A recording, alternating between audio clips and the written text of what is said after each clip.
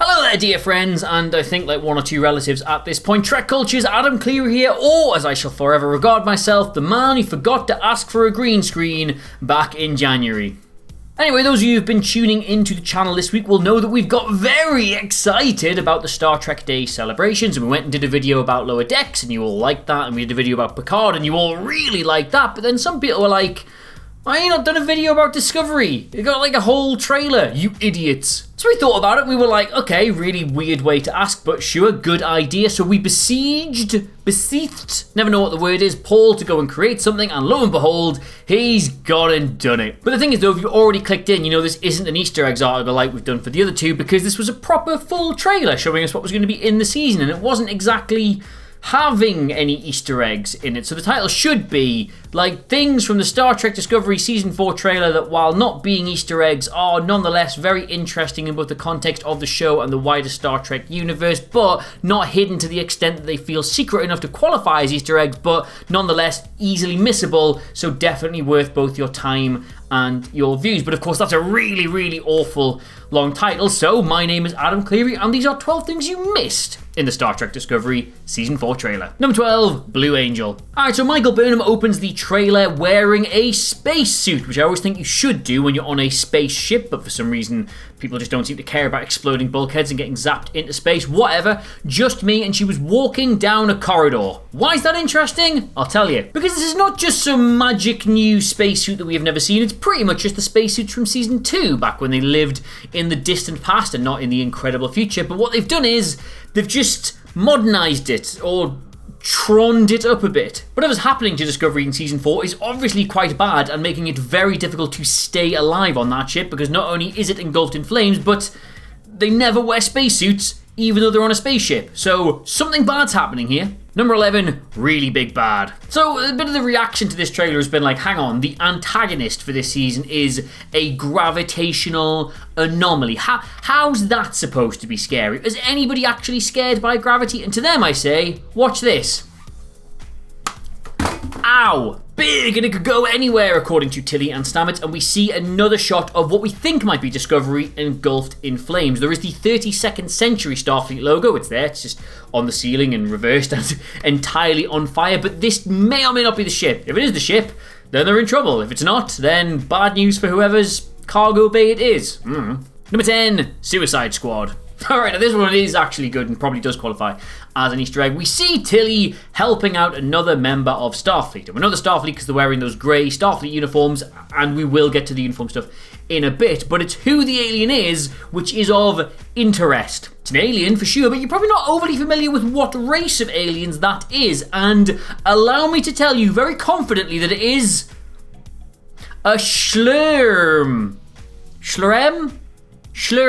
Who are they, Adam? I'm a massive big Star Trek nerd as well, but I actually haven't heard of that alien race before. No worries, it was one of the 50 alien races, brand new alien races created for Star Trek Beyond, meaning this guy, or gal, I don't know, is the first alien created specifically for the Kelvin timeline to appear in the Prime timeline. Or the Prime line, as I call it. Now, has it got something to do with the fact that the whole CBS, Paramount, Viacom big merger thing means they've now got access to certain assets and wardrobes and I presume storerooms containing things they didn't previously have? Maybe. I don't know. And of course, while we're talking about aliens, there is a quick shot of a Lurian, who you will all know as being the race that Morn is from, because all Lurians look exactly like Morn. Feels a bit bigoted at that, but I'll go with it. Number 9, we're not saying it's the Borg, but it's the Borg. Quite a few updated things in this, but one that piqued my interest was Kayla's headpiece. You know, she's got that cybernetic tuning fork thing in the head from all that unpleasantness in Season 1. Well, she doesn't anymore. Now, look, not my place or anything, but I did think that looked a little silly. Like, you can design these things any way you want. I don't know why they literally just went with a massive, like, weird spoon-looking thing. But anyway, she hasn't got that anymore. She's got something that looks very familiar to fans of Star Trek Voyager. If you just squint a bit, twist your head around and look in, that's pretty much identical to 7 of 9's ocular implant from, well, 7 of 9's ocular implant. Now, I always think it's a bit weird that Discovery jumped all that way forward in time. Will no doubt have read the history books of everything they have missed, and no one went, wait, what are the Borg? Because if you think about it, they were probably like Starfleet's biggest ever enemy for hundreds hundreds of years between Discovery leaving and then reappearing. So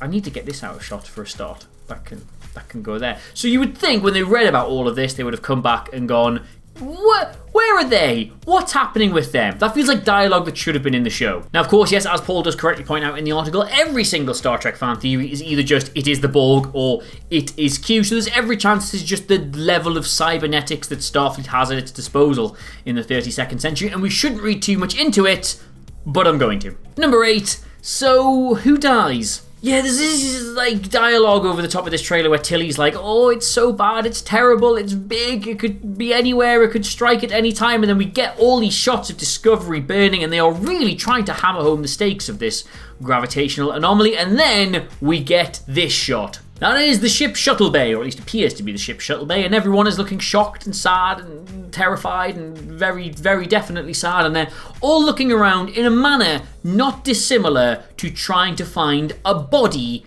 in some rubble. Not somebody in some rubble, a body in some rubble. And you want to get those stakes high, you want to really make people believe that this gravitational anomaly is more than just me dropping a remote on my dick. You should kill one of the principal cast in the first few episodes. That's how I'd do it. Number 7, Madame President.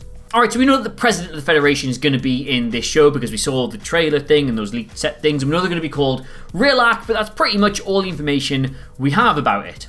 Until now, this lady here, who, it's really tickled me this, appears to be part Cardassian and part Bajoran. Oh, I bet those Christmases were quite awkward. Looks to be the Federation President. And I say she looks to be the Federation President because she's dressed like Hillary Clinton and is wearing a pin badge, which I always find very statesmanlike. We also see Tarina, the President of Navarre, and those two are going to be palling along and doing some stuff together, but more of that in right now. Number 6. Choose to live together. Yeah, that was really quick, wasn't it? Tarina and Rilak, they are palling around, they're giving each other the old Vulcan hello and whatnot. That sounds rude. And they're in this scene discussing something that looks to be fairly important. Now, if there is a big gravitational anomaly spiraling through the universe, tearing everything up, making everything really bad, if there's all this stuff going on, why not get the Federation and Navarre back together? The Vulcans are a large part of its history. The Romulans have, well, they've always been there, haven't they? So this makes sense to have like a, not a House of Cards style show, God forbid, but a West Wing style story running through the series. While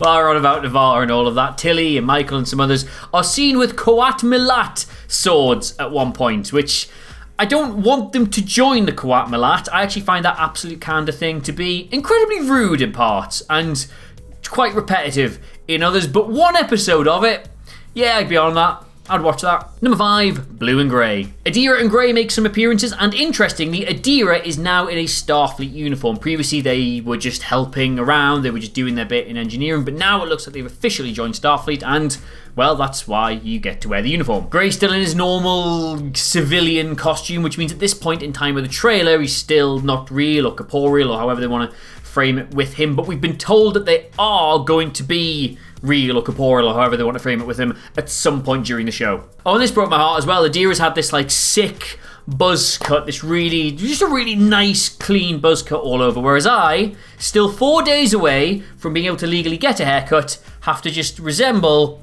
the wall on my art. The art on my wall. That's what I meant. Number 4, Saru's here too. Yeah, just some random Saru stuff for you here, because you remember at the end of the season he was like, oh, I cannot do this anymore, nobody respects me, nobody obeys my orders, even though he's an absolute wet lunch. He's off doing some stuff for his race, and he's sitting there praying, looking like he's doing some spiritual stuff and discovering himself. But then, of course, he's back in his Starfleet uniform later in the trailer, meaning that he has discovered himself. You get it? Now, we do know that Michael is still in command of Discovery pretty much throughout the entire show, so it's unlikely he's coming back to assume command, but I don't know. Ambassador to Kaminar? Not much else you can do with him, is it? Number 3, a trip to Navarre. Speaking of people in Starfleet, that's kind of what we were doing. Book is not as yet officially in Starfleet, but then again, of course, if he was going to join Starfleet, you wouldn't spunk your load with that on the trailer, would you? Here he is getting a mind meld on what we believe to be the Navarre home planet, because, I mean, well, looks like Vulcan, and you can't live on Romulus anymore, can you? Speaking of Navarre, by the way, this lovely vista in the background, if that looks better than most CGI backdrops to you, that's because it is better than most CGI backdrops. It is what we believe to be, or Paul does in the article anyway, the volume, which is this new thing at the Paramount lot, which is just like a digital live projection of what you want on the screen. So there's no keying, there's no fiddling around with stuff afterwards. That's just there, and it's so well made. It looked pretty much as close to real as you're going to get. Apparently all the Star Trek properties are going to be using that going forward. It was in The Mandalorian for ages as well. Number 2, The Queen. Yeah, alright, yeah, look, nobody missed the fact that Grudge was in this trailer, but I just want to point out that Grudge is in this trailer because Grudge is amazing. Grudge. Number 1, Bridge Crew Assemble. Yeah, shout out to anybody who spent their last lockdown making that grey one-stripe uniform from the end of Season 3. I ain't using it no more. The last shot is of the entire bridge crew in their bright, colourful new uniforms, all looking very concerned about something that is happening. Also interestingly, it looks like pretty much everybody in Discovery's senior crew has had a promotion of some sort. Loads of people have been bumped up to Lieutenant Commander. Tilly's now Lieutenant Junior grade. Michael is, of course, Captain. So just... this goes to show Starfleet was really big on Season 3. They're very glad that these like 800-year-old just mad crew members turned up and decided to just tear up the rulebook and save everybody. As they should be. One thing that everybody missed in this trailer, though, was the date for when Star Trek Discovery Season 4 would be arriving on our screens. Because they didn't give us one. Which is a shame, in my opinion, because it would have been nice to just be able to organise my life a little bit. But if it ain't ready, then I guess it ain't ready. Right then, those were like 12-ish sort of things that everybody missed in the trailer. And yeah, right, fair enough, you didn't miss 1 or 2 of them. Okay, you're very clever. Let me know in the comments below and I'll give you a round of applause in imaginary land. But if you spotted anything we didn't see, do shout that out because, well, it was quite action-packed. We never, ever get everything. And, of course, let us know what you make of the video. Let us know what you make of the channel. And thank you all, of course, for helping us hit 100,000 subscribers just last week. My love, grateful to you all. Anyway, on behalf of all the team here, my name is, of course, Adam Cleary. Thank you for watching today. We will see you very soon. Can't believe this. Just so you know, this is not recorded. So I don't know how or why it's done that. Some really natural funny bits in it. This flicked out randomly, just sprung out in the middle of a take. That was funny. I'm foaming. Right. Hello there, dear friends, and I think like 1 or 2 relatives.